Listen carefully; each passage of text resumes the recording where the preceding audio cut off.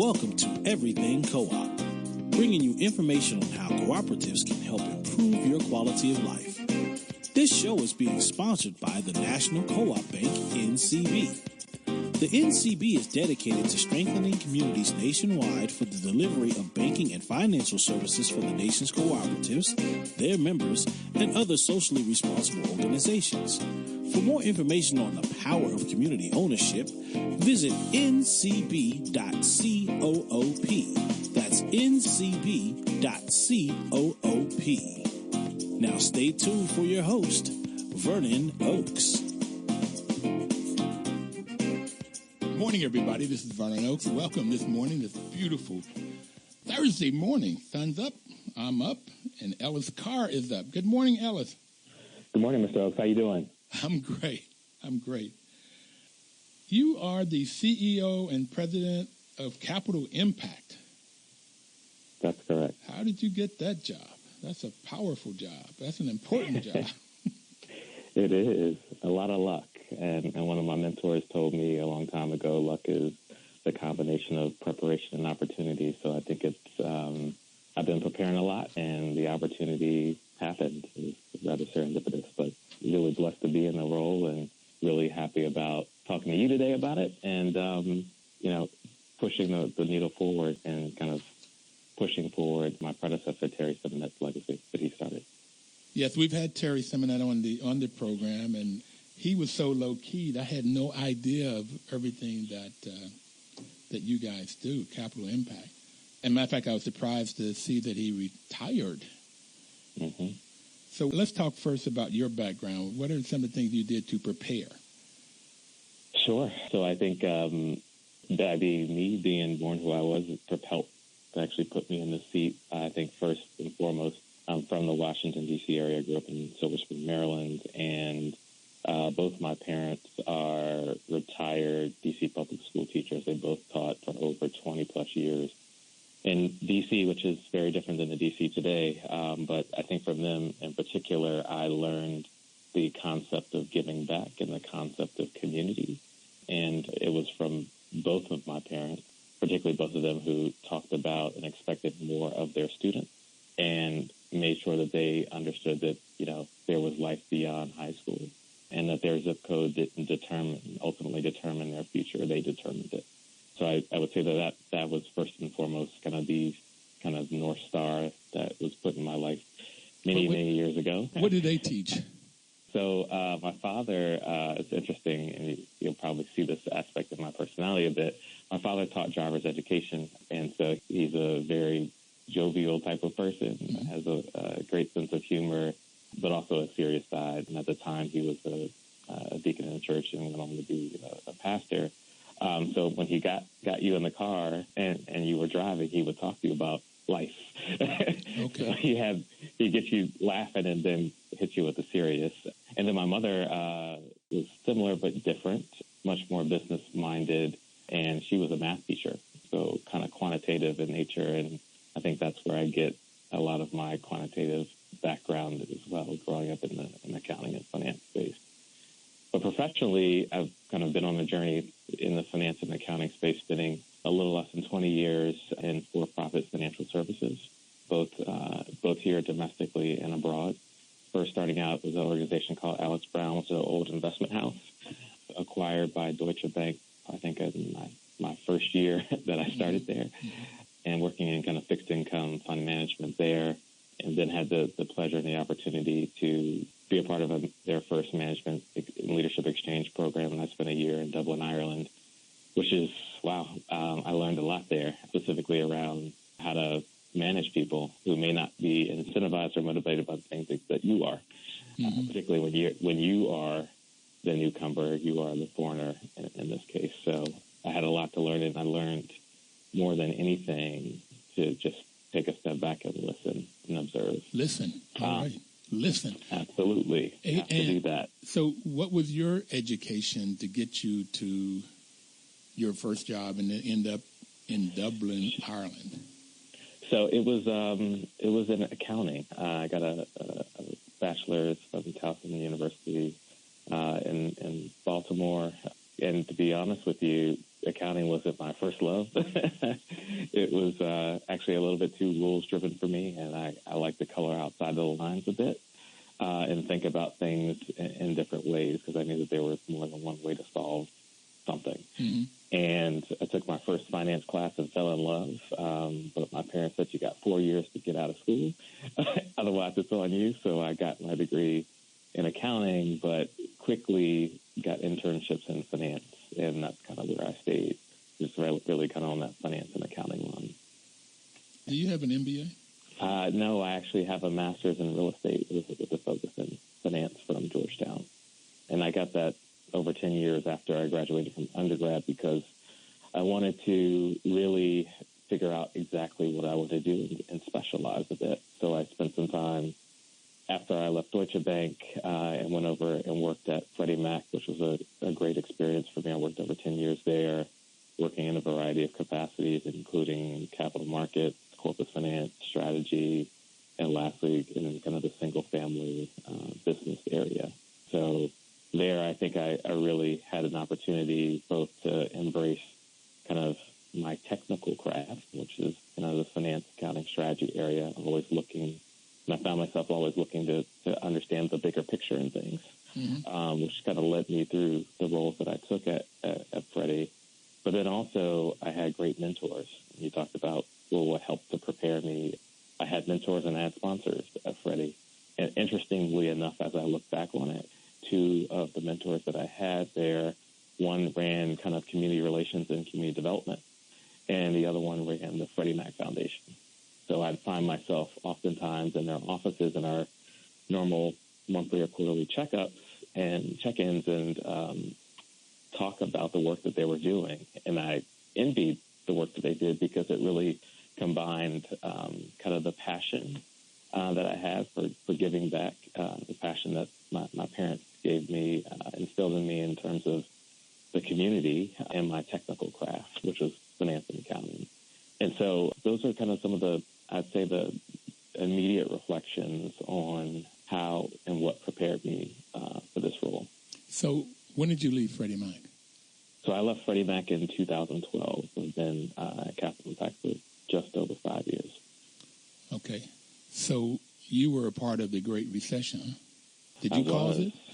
I was. I got there actually in 2002, and it was a time where because I was working in the investments and capital markets area, their retained portfolio, which is where they buy mortgage-backed securities and in certain cases single-family whole loans, and hold them on their portfolio.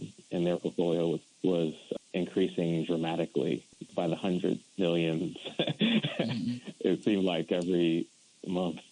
And that came to a screeching halt over time as the market changed and as regulators took over the organization kind of middle to latter part of my term at Freddie Mac. So, yeah, I saw a lot there and learned and figured out how to navigate in that type of environment. But, again, it was a great opportunity. It was a great experience to be able to, every 2 or so years, to get tapped to take on a new challenge in the organization and to learn a lot. So it really kind of taught me how to kind of parachute into a place, kind of assess the situation, again, going back to that call out before, to listening and observing, and then reacting and responding, which those really 4 things are really key to community development and the work that we do here at Capital Impact. So can you go over those 4 things one more time? So I'm not as young as I used to be, but I'll try to recall them and say them as eloquently as I did. I said, listen, observe, respond, and react. Okay, so listen, observe, respond, and react. And you had a great chance to do that in 07, 08, and 09 with the Great Recession. And Freddie had a huge portfolio of single-family homes and figure out what to do. All right. And then they put on top of you some regulators that came in and told you what to do. Correct. All right. Correct. And figuring out how to work with them. So that was probably a great experience to help you to run an organization like Capital Impact.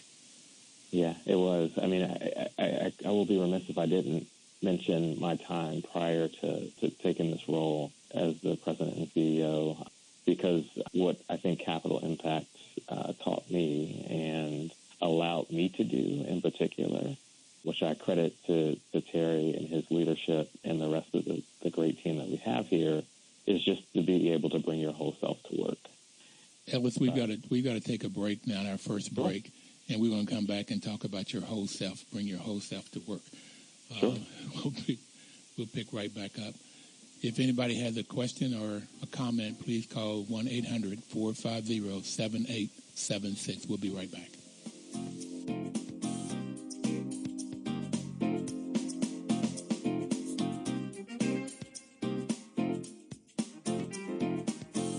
Washington, D.C.'s News Talk, 1450 AM WOS and 95.9 FM. Information is power.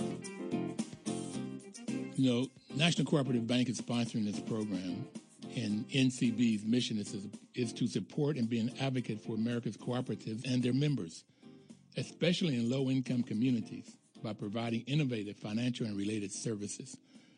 And they are a great partner. The whole idea here is to give the listeners information about cooperatives so that if you use this information, you would have power to solve community problems. And our guest today is Mr. Ellis Carr, who's the president and CEO of Capital Impact. And before we took the break, Ellis, you were saying Capital Impact allows you to bring your whole self to work. What do you mean by that? I mean, just that, bringing your thoughts, energy, and ideas to work and not have to restrain them. I think that no point in my career had I been fully encouraged to do that. And I think being able to bring my full self to work, to talk about myself, my background in a very open way, and my experience, really allow people to get to know me better and me to get to know my colleagues better. And then, bringing that experience as we work with folks in underserved communities across the country. Growing up as an African-American male has given me a very unique perspective to bring to this work, and not have to hide that or to be afraid to share my own experiences or those of my family really is something that's unique, and I think that's something that is extremely special. You know, you said it's just that, your whole self to work. And I'm like you, my experience, I'm a 70-year-old African-American male and have some great experiences, but it's awful hard to find a community where you can share your history and your beliefs and your fears, whatever else is Absolutely. there. And be able to take that data and translate it into some kind of a project where you can respond to something in the community and react to it to make the community better. Yeah, that's awesome. So I normally wait to the end of the program to ask, do you like your work? But love it. Yeah, love it. Yeah. Love it. Just to respond to something you just said, you said being able to articulate your fears. And oftentimes when I think about the work that we do here and the systems change that we are striving for, I think a lot about fear, and that fear in my mind in a lot of cases translates into bias. And that bias is, in fact, in some cases, the reason why some barriers exist. And so when we think about kind of our mission here, right, is to help people in communities break those barriers to success. And so as I think about kind of being able to articulate those fears in a setting where it's embraced, then you begin to understand, right? Then you go back to those things that I mentioned. You listen, you observe, you react, you respond. And all of that kind of conversation and that inertia really begins to be the formation of the development of something special that can help transform community. Wow. And so the last part I'd say to that too is, where it is helpful to me, and do I like my job? I love my job. It doesn't feel like work, quite frankly. And sometimes my wife has to tell me to turn it off. But I think it's the perfect hybrid that's, in combination of kind of my passion and purpose. I I'm in this role for a reason, and it's not to just sit still. It's actually to do something with the platform that we have, and so that's what we're going to do. And I think that the 80 some odd people who stand with me feel the same way. And so I've never, again, worked with a bunch of more committed and smart people in my career, and all marching in the same direction at the beat of the same beat of the drum. So it's been a great place, and one that I truly appreciate every day that I'm able to come in to work. You sound like Cornelius Blanding. I don't know if you know Cornelius. I do know Cornelius. Yes. He's the president and CEO of the Federation of Southern Co-ops. Yeah. And he said that similarly, his wife and children have to tell him to turn it off. That's right. But to that point, though, I can say my 9-year-old can say what Capital Impact does and how they do it. And I think if I were working somewhere else, he may not be able to as clearly articulate that, and he can, because I think he can not only say it, but he can understand it, and he can actually see it. Okay, so I should have him on the program and not you. Absolutely. Much smarter than I am. So let's go in. I have him on the athletic side, but he definitely has me on the academic side. So, Ellis, let's go back and talk about how Capital Impact formed for those people out there that did not hear Terry Simonet when he was on the program. So can you give us a little history of Capital Impact? I'd love to. And maybe I'll just start with today and then work backwards, because we've had a 30-plus year road, and, probably I will not be as eloquent as Terry probably was, because he was there from the start, over 30 years of the organization. But, first and foremost, Capital Impact is a national nonprofit community development financial institution, or CDFI, and headquartered here in Arlington, Virginia, with offices in Oakland, California, and Detroit, Michigan. And just for those folks who may not be familiar with the terms CDFI, or Community Development Financial Institutions, CDFIs are private mission-driven financial institutions whose primary purpose is to unlock or accelerate economic opportunity in underserved neighborhoods. And we are one of the 1,000-plus CDFIs across the country, and are one of the larger ones, community development loan funds in the country, and we serve a vital role across the country. As I mentioned, our mission really centers around helping people and community break barriers to success, and we achieve our mission by lending to, investing in, and developing programs for underserved communities across the country. We primarily focus on 4 main sectors: education, healthcare, food, and housing. A little slower, please. Education, healthcare, food, and housing. Okay. And I'll talk in a second about our work in cooperatives that actually runs across all of those sectors. And then also we have a cross-cutting initiative in aging, focusing on the 50-plus population. So with kind of that context, and maybe going back, so we were really created was congressionally chartered as an act of Congress in 1978. In fact, that was the same act of Congress where the National Cooperative Bank was also formed. Yes. We got our start in 1984. I think at the time it was called the Consumer Cooperative Development Corporation, and which was a DC-based nonprofit. And our primary kind of focus was centered around low-income communities as well, but also to promote, use, and develop the cooperative form of ownership as a means of creating opportunity and economic participation at a time where, in our history, where folks in lower income areas and communities were disproportionately adversely affected by that time with high interest rates and inflation. So we actually served as an affiliate of National Cooperative Bank from our inception to 2010. And I would say, coming from a for-profit financial institution, that we are, and I am extremely fortunate to be able to leverage the skill, then and now, right? The knowledge, skills, and resources that NCB was able to provide to us over time. It's actually one of the reasons why we can stand strong today and play the role that we play in community. Wow. So I think maybe the last thing I'll just say, and feel free to ask questions. I mean, I think since our inception, we have been able to do quite a bit. We've invested over $2 billion in underserved communities. And as much as I'm a finance type of person, the human side of me also is ever present. And so that translates into 33,000 jobs, impacting about 5 million people across the country. So it's something that we're super proud about and hope to continue to do much more in the future. Well, sir, with you at the helm, I don't think it should be hope. You got preparation and opportunity on your side. You got luck. That's right. Your father's a deacon, so I know you got God on your side. That's right. Okay. So, and you got a 9-year-old telling you what to do. So you good. You got it going on. Okay. So we're going to take our second break here in a minute. And we want to come back. When Terry was on, he talked a lot about the work that you all did in Detroit. And I see you have an office in Detroit, another one in Oakland.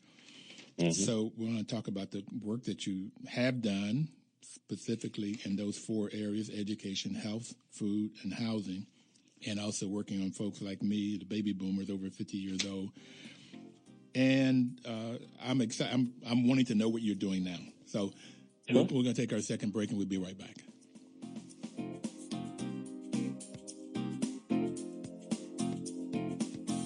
Washington, D.C.'s News Talk, 1450 AM WOS and 95.9 FM.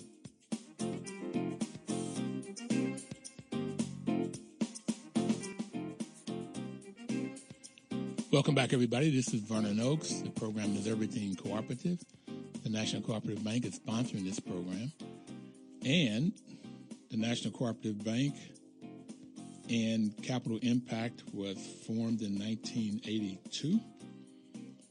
And they've been doing a lot of great work in low-income communities, particularly teaching and forming cooperatives.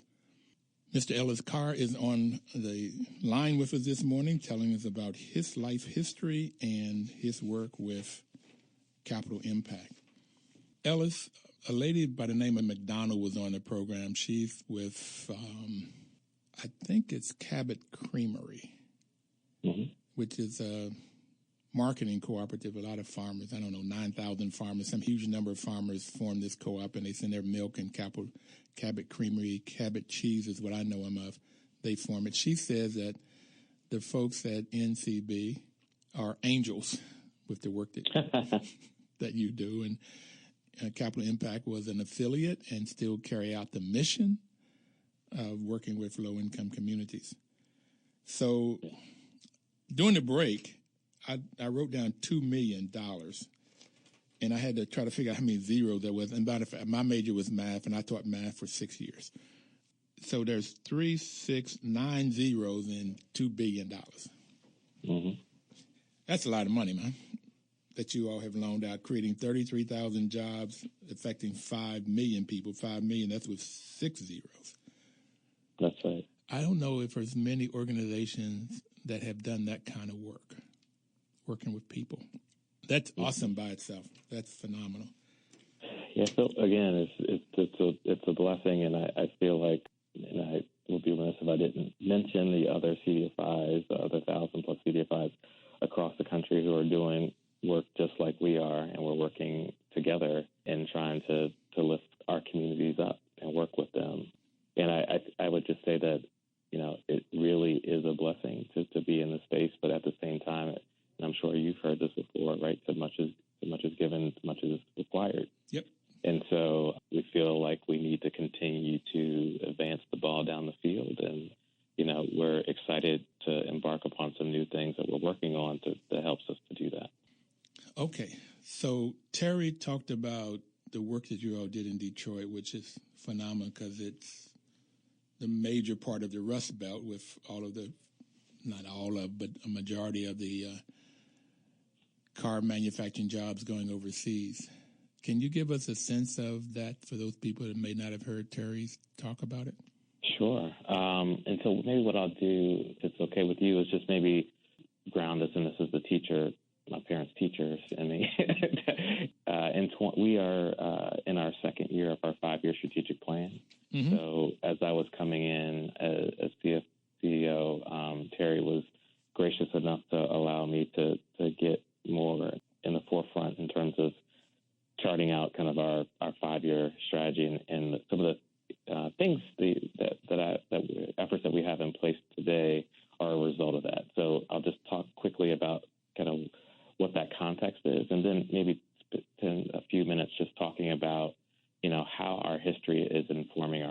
forward and how we are specifically being a bridge between and within the cooperative and community development space, because I think it's a really important thing to highlight, one, and which is the power of the cooperative business model in really helping to highlight or accentuate kind of the positives in communities across the country that have been neglected.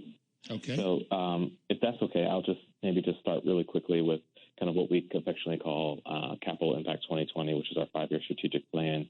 And we have 4 kind of primary pillars that kind of guide our work going forward. And the first one is addressing systemic poverty, which is really around affecting systems at scale. So as we talk about healthcare, education, food and housing, those are really the essential safety nets that folks need to thrive. The second one, which I'm really excited about too, is around creating equity. And this is where, cooperatives really kind of are essential to this, for us to meet this. And that's really giving communities the resources needed to be successful. And it's, again, going back to the listen, observe, react, respond, in the sense of every community is not the same. And so they're not going to need the same exact thing. So you can't go in and feel and be prescriptive about, well, here's what I'm going to offer you, without not understanding what is actually needed. And it also is, to be successful in creating equity, you just have to understand that. It's also about kind of supporting the equitable access to services in place, regardless of who you are, regardless of your race, your gender, your income, et cetera. I can talk a bit about some of these things as well. The third is around building healthy communities, and that's really kind of fostering the interconnectedness between things like health and housing, education and healthcare, because it's important to have, one, right, you got to have a great place, a good place, a decent place to live, but you also need to have somewhere to go shop and get your groceries, and also a place to get education. These are all the things that are needed for folks to thrive. And then lastly, and this is kind of gets to the point around Detroit, is promoting inclusive growth. I'm sure Terry talked a lot about us being in Detroit since the early 2000s. Over that time, we have invested well over $100 million, particularly at a time where you were not seeing investment go into the city. And we were fortunate enough to be able to partner with some great community organizations, city, others, to really help create kind of an inclusive growth mindset. Because at the time, Detroit, still as population has shrunk, and you have pockets of isolated poverty over a huge geographic area. And so to help densify an area and create kind of economic opportunity, create an economic hub, we began to build a diverse mixed income community that really helped to promote economic mobility and really kind of deconstruct that concentrated poverty that we saw. And there's a number of things that we did to do that, and I can talk about those as well. But maybe kind of going through some of the things that I'm excited about in kind of support of kind of our strategic goals, our Capital Impact 2020. Maybe I'll talk about maybe 2 examples, and then feel free to ask questions about them, even throughout this. And I think, again, it really gets back to being that bridge between cooperative and community development. And as we've kind of gone through this work, we have really spent the last kind of 18 months, really the time that I've been in this role, working with the board and staff around how do we kind of elevate the work that we're doing in cooperatives and really reframe the conversation around income and inequality, social justice, et cetera, and use the co-op and community development models that exist, the tools that we have in our toolbox to really be able to affect change. And really where we came out was, we wanted to increase access to quality services, both food, housing, and healthcare in the cooperative space. We wanted to increase the number of cooperative businesses because, as we know, they build social and economic and financial wealth. We wanted to increase the number of minority-owned businesses because, as you know, the population in this country is dramatically changing. And over the next 30-plus years, the majority of the population will be people of color. And so understanding that, we need to begin to educate those populations on the power of the cooperative model. And lastly, we want to increase the number of quality jobs. So using our relationships that we had in the community development space, we were able to raise capital grant funds for us to kind of see two efforts right now.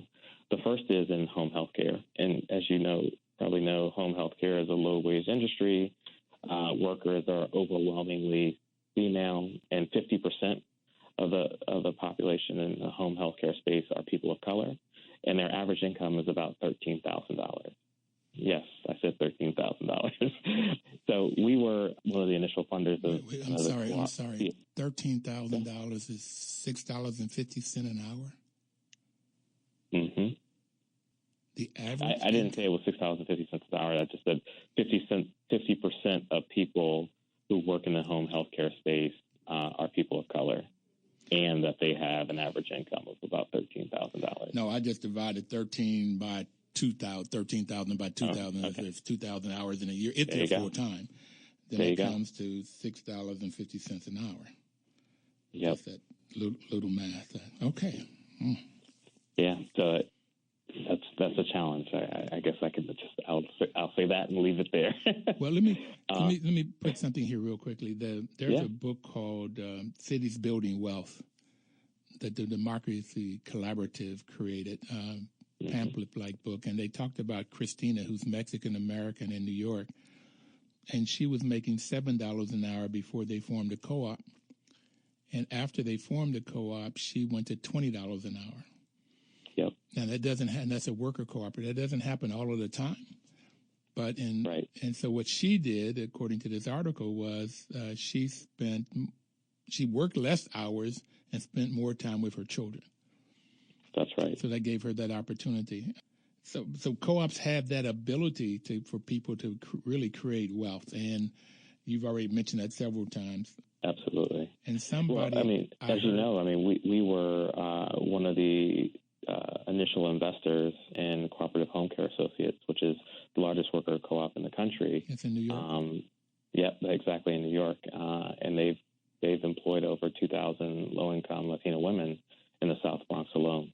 And so kind of having that history, we've participated with the Cooperative Development Foundation in a home care working group for about 4 years. And in January,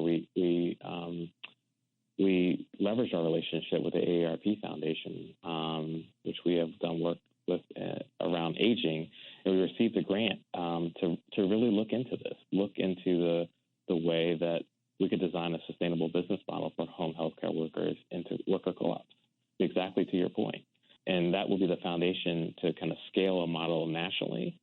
And we partner with CDF, or Cooperative Development Foundation, to do this important work. So when I talked about kind of leveraging our relationships and our efforts in community development, in this case with the AARP Foundation, this was the first time that they had actually even thought about a cooperative as a potential solution to a challenge that they saw within their own population. So it's extremely important that we continue to do this work. And now you have the ability where you're educating folks who may not already know about the cooperative business model and the power that it possesses to do some of these great work that we have. Phenomenal power. And that's why I learned about co-ops, managing housing co-ops, and really fell in love with them. I did not learn about it in my MBA program at Stanford. That's nowhere in my formal education that I hear anything about cooperatives. And I've had people in the program that grew up in co-ops. Either their parents were in credit unions or they were on a farm, and so they know about co-ops really, really early on. So I've just fallen in love with this cooperative model as a tool for Black folks to make money and create wealth. That's Black, Latinos, Native Americans. It could be anybody. But a way of them getting financial freedom, financial stability, and social wealth. So you've mentioned all of those. But we're going to take our final break.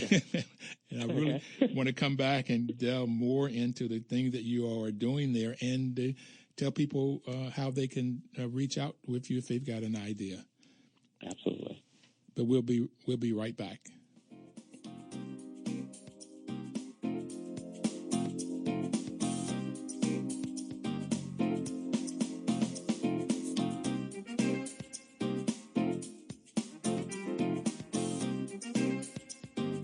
Washington, D.C.'s News Talk, 1450 AM WOS and 95.9 FM.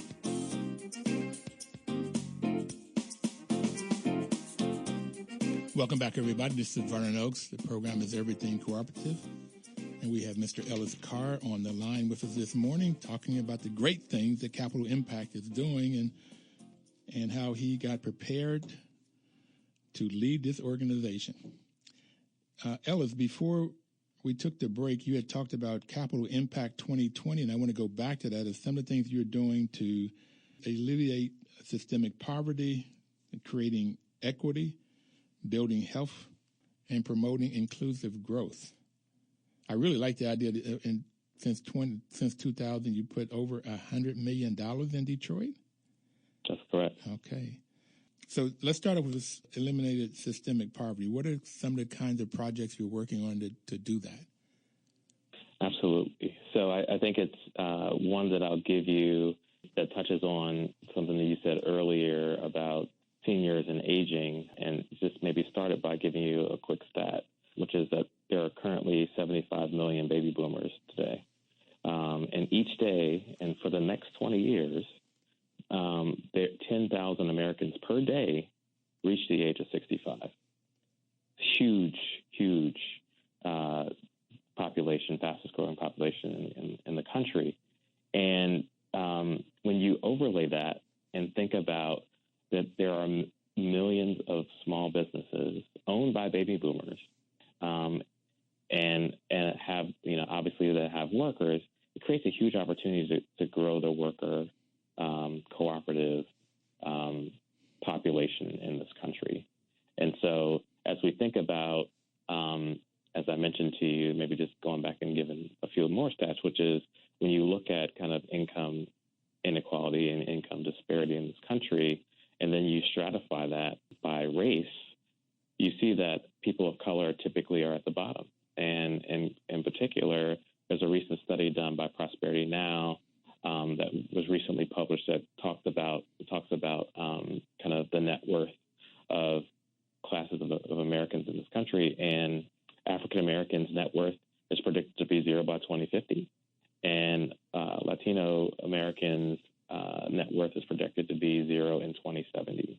So when you think about aging baby boomers, the ability to move assets and wealth from those businesses and convert them into cooperatives, that represents a huge opportunity to change the scale in terms of creating equity and wealth and addressing poverty writ large. Ellis, I want to break that down a minute.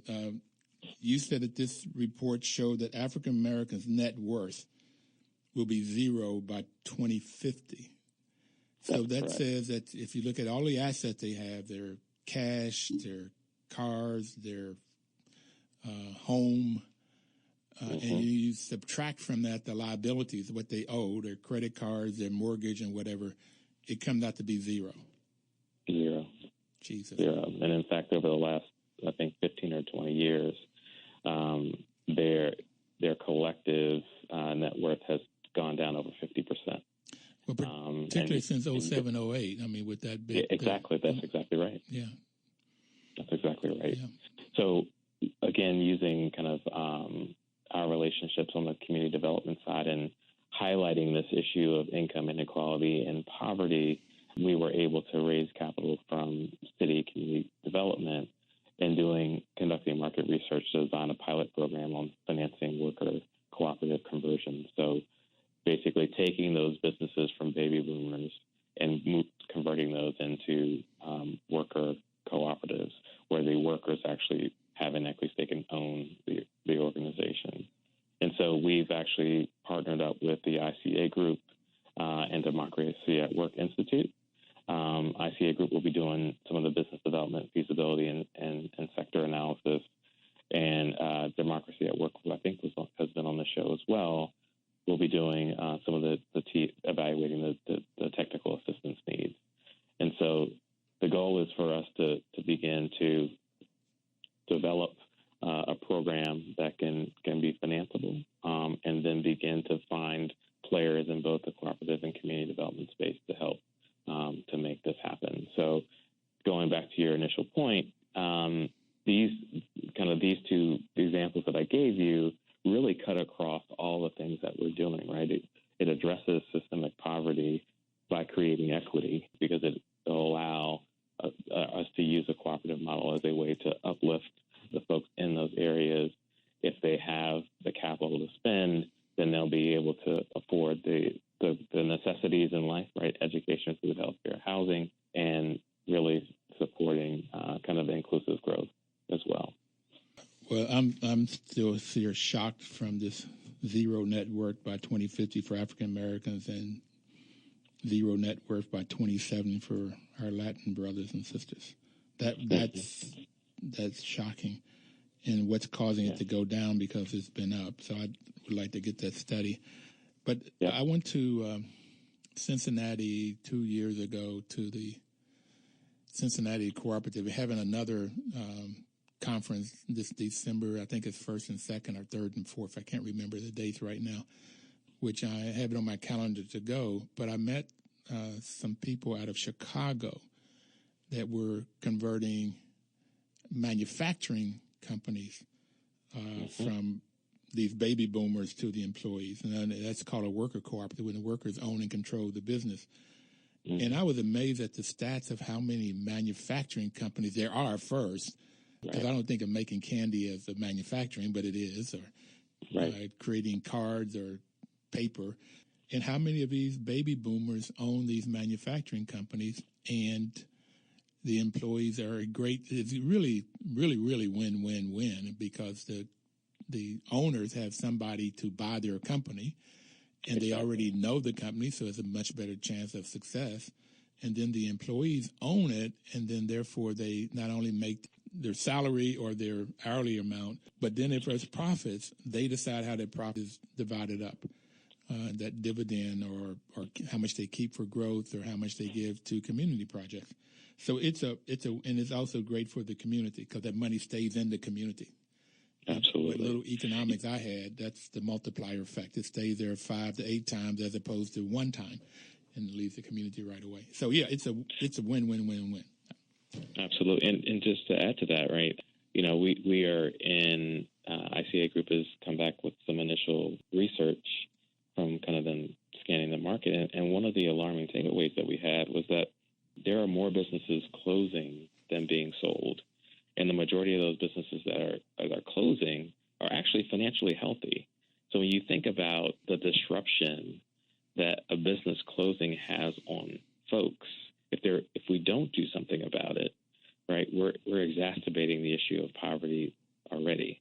And so it's something that is extremely important, and I think it's and which is why we're focused on it. And I think that it's something that not only could, to your point, it has a win-win-win effect and a multiplier effect in the community, but if you don't do anything, it actually is a detriment to the people who work for those organizations. Well, you know the difference between a recession and a depression? Mm-hmm. Don't remember this whole joke, but a recession is when your neighbor loses their job. A depression is when you lose your job. So right. When we talk about devastating, it's devastating particularly to that family that lost their income because the factory closed or the business closed. And if it's profitable, I would imagine that the owner doesn't know about this option, or they would take it, because they can make money too by taking the option and selling it to the employees. Even if it's $400, that's $100 more dollars than they would have had. That's right. Or on time. Right. They could sell it to them on time and still be better off. Okay. That's right. Now, what is ICA? I think of International Cooperative Alliance when you say ICA. So what does that stand for here? I need to. I thought you had said what it was. Okay. I thought I had missed it. Didn't. Okay. So they're a group that focuses on cooperatives and have done so for some time. Okay. Talk about equity, because it's 2 minutes. Oh, man, I need another hour. I wanted to talk about what you could do in Flint, Michigan, what you do with advocacy. There's so much to talk about. So let me try to give you one more example. And I think the biggest thing I want you and your listeners to take away is we are much more than just your a financing company, a financial intermediary. As you can see, we try to be extremely thoughtful about the challenges and the issues in underserved communities, and not only do, invest and lend, but we also do programs, and maybe that's where I'll focus on this last example, which kind of gets to your equity and healthy communities, and goes back to some of the work that we've done in Detroit. And so I've mentioned we've invested over $100 million in Detroit. We have done a mixture of investments in housing and other community development, community facilities like healthcare facilities, educational facilities, and retail grocery stores, but also financing food distribution, 30 seconds. And production. But I think at the end of the day, we recognize that there still was a dearth of diversity in the developer space, and we created the Equitable Development Initiative that really is a citywide project that's focusing on increasing density and preserving mixed income. And we're doing that by working with 15 to 20. Ellis, we just got to get you back on. We just have to get you back on soon because we've got to go. The time is up. All right. So thank you so much. It was a lot of information. I really appreciate it. And everybody out there, thank you for joining in. And we'll see you next Thursday. Have a great cooperative week. Washington, D.C.'s News Talk, 1450 AM WOS and 95.9